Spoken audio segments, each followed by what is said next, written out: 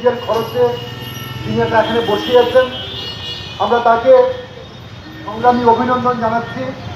তাকেও এখানে জননেতার প্রতি শ্রদ্ধার্ঘ্য নিবেদন করার জন্য অনুরোধ করছি।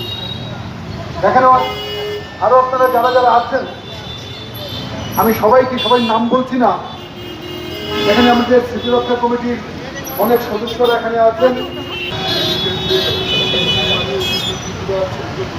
আজকের আমাদের সম্মানীয় অতিথি বীরমঙ্গল সিংহ মহাশয়, বীরমঙ্গল সিংহ মহাশয়, তিনি এখানে এসে উপস্থিত হয়েছেন।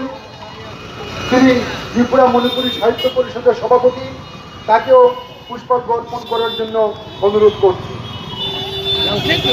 জননেতা হিজব নিরাপদ সিংহ,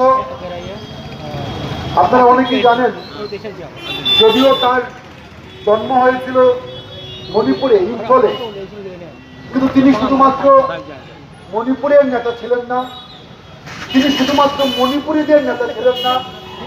জননেতা হিজব নিরাপদ সিংহ ছিলেন আমাদের বিশেষ করে কাছাড় জেলার আপামর জনগণের নেতা। তিনি এবং আমরা দেখি যে তেভাগা আন্দোলন বরাক উপত্যকাকে কাঁপিয়ে দিয়েছিল এবং এতে যারা শহীদত্ব বরণ করেছিলেন, যে চারজন মণিপুরী শহীদ, এরা, আমি খুব আনন্দের সঙ্গেই বলছি, ঘটনাটা দুঃখের, যে আমি যে গ্রামে জন্ম হয়েছে ওই গ্রামের ঠিক পাশেই কিন্তু এরা শহীদ হয়েছিলেন, সেই ভিতর গঙ্গাপুর, আমার বাড়ি বরকলাতে। এবং আমরা ছোটবেলা থেকে ওই শহীদ পরিবারের সঙ্গে আমাদের সম্পর্ক ছিল। এই পরিবারের এরা, বউরা, মেয়েরা প্রত্যেকবার পূজার সময় আমাদের বাড়িতে আসতো এবং আমার মায়ের কাছে সেই বৌহরি সিংহের যে স্ত্রী, ইনি এসে কান্নাকাটি করতেন। এটা আমরা ছোটবেলা থেকেই দেখেছি। তো আমি বলবো, এই তেভাগা আন্দোলনের যে মানসিকতা, মণিপুরীদের যে অংশগ্রহণ, এটা সম্ভবই হতো না যদি না জননেতা ইরাবত সিংহের মতো লোক যদি এর পেছনে না থাকতো। আমি জানি না প্রত্যক্ষভাবে তিনি হেমাঙ্গ বাবু এবং এদের সঙ্গে ওই অঞ্চলটাতে গিয়েছিলেন কিনা, কিন্তু মণিপুরী জনগোষ্ঠীর যে সংগ্রামী ধারাবাহিকতা, সেই ধারাবাহিকতায় আমার মনে হয় যে তার প্রত্যক্ষ না হলেও পরোক্ষ প্রভাব এতে ছিলই। তো আমরা ইরাবত সিংহের যে গানটা প্রথম শুনলাম, সেই কাস্তে তারে দিও জোরে শান, এই গানটা শুনে মনে হলো যে গণনাট্য সংঘের সেই ঐতিহ্য বিগত একটি দশক বরাক উপত্যকা থেকেও কিন্তু মুছে যাচ্ছে। আমরা হারিয়ে যাচ্ছি সেই সংগ্রামী চেতনা এবং সেই আগুন ধরানো গানের ঐতিহ্য। আজকে এই ছোট ছোট বাচ্চারা যে গানটা শিখেছে, গানটা পরিবেশন করলো, এই গানটা আমার কাছে কিন্তু একটা নতুন আশার সঞ্চার করলো। আমার মনে হয় আরো যে গানগুলো রয়েছে ইরাবত সিংহের নিজস্ব রচনা এবং অনুদিত, এই গানগুলো আগামী বছর আমরা আবার পাবো। আর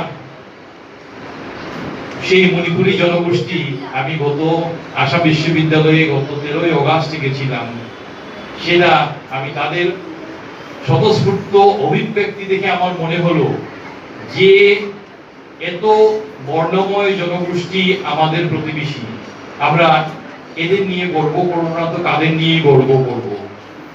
এরা একাধারে সঙ্গীত কলায় পারদর্শী, একাধারে এরা সংগ্রামী যোদ্ধা এবং পরম বৈষ্ণব।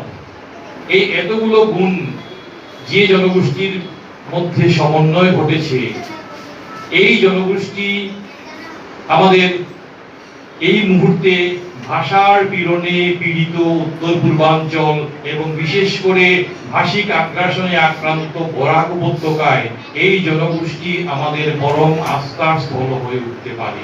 এবং আমরা এ যাবৎ দেখেছি 61 ভাষা আন্দোলনেও আমরা দেখেছি যে আমরা তাদের সঙ্গে পেয়েছি, এবং আগামী দিনগুলোতেও আমরা আমাদের প্রতিটি জনগোষ্ঠীর মাতৃভাষার অধিকার, 61 আওয়াজটা ছিল কিন্তু বাংলা ভাষার, শুধুমাত্র বাংলা ভাষার অধিকারের আওয়াজ ছিল না, এটা ছিল প্রতিটি জনগোষ্ঠীর মাতৃভাষার অধিকার। সেই মাতৃভাষার অধিকার প্রতিটি জনগোষ্ঠীর হোক, এবং ইরাবত সিংয়ের মতো জননেতারা আমাদের অনুপ্রেরণা যোগাবেন এবং ভবিষ্যতে আমরা প্রত্যেকটি জনগোষ্ঠীর মাতৃভাষা সুরক্ষিত হয় তার জন্য সোচ্চার হব। আর জননেতার এই ধরনের অনুষ্ঠান আমি চাইব আরো বড় পরিসরে হোক।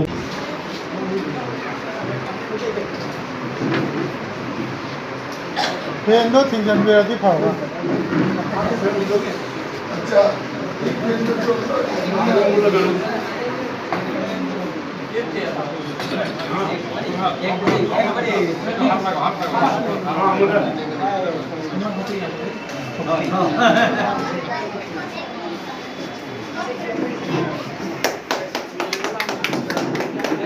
হাইলাকান্দি তারপরে সব করিমগঞ্জ সব মিলিয়ে যে কাঁসারটা হলো ইরাবতের তার ওনার রাজনৈতিক দীক্ষার কেন্দ্র হলো সিলেট জেল এবং তার রাজনৈতিক যে শিক্ষা ফিলোসফিক্যাল গাইড ছিলেন এই শিলচরেরই বিদেশ মিশ্র অচিন্ত ভট্টাচার্য, তরুণ কান্তি চন্দ্র ওনার জেলের সঙ্গী ছিলেন।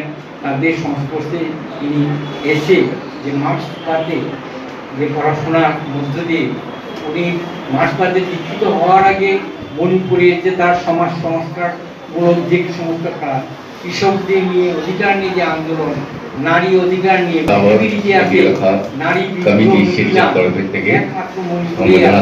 জানানো হয়েছে।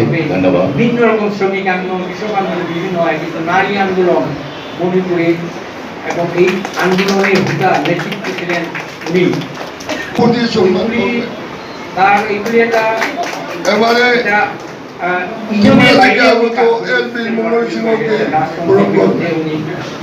উনি রাজবাড়ির জামাই ছিলেন। রাজার সঙ্গে কৃষকের দাবি নিয়ে যখন বিরোধ হয়, রাজা দেওয়া রবিরামের মাছইকে এখন উনি একটা ম্যাজিস্ট্রেট ছিলেন। আর তখনকার সময় তার যে বেতন ছিল 30 টাকা মাস, 30 টাকা মানে মনে এবং রাজ জামাই হিসেবে তাদের পরি পড়া হয়। পরি মানে তখন 25 পরি মানে একরে প্রায় 50 একরের উপর জমি মালিক। সব কিছু উনি ত্যাগ করে কৃষকের আন্দোলনের পক্ষে গিয়েছিলেন। তখন একটা ছিল, হয় চাকরি রক্ষা করা ম্যাজিস্ট্রেট, না হয় কৃষকের আন্দোলনের পক্ষে যাওয়া। উনি বেছে নিয়েছিলেন কৃষকের আন্দোলন এবং ওনার স্ত্রী রাজকুমারী রাজার দেওয়া সমস্ত অধিকার ফিরিয়ে দিয়েছিলেন। তার মধ্যেই যে এখন মানুষের অধিকার নিয়ে যে আন্দোলন করার যে ভাবনা চিন্তা জেলে ওনার যে দর্শন, উনি প্রথম দিকে গান্ধীবাদী ছিলেন। বিদেশি আন্দোলনে অনুপ্রাণিত হয়ে সমস্ত বিদেশি বস্ত্র বর্জন করেছিলেন। এই তার ফিলোসফিক্যাল গাইডের ভূমি হল এই সিলেটের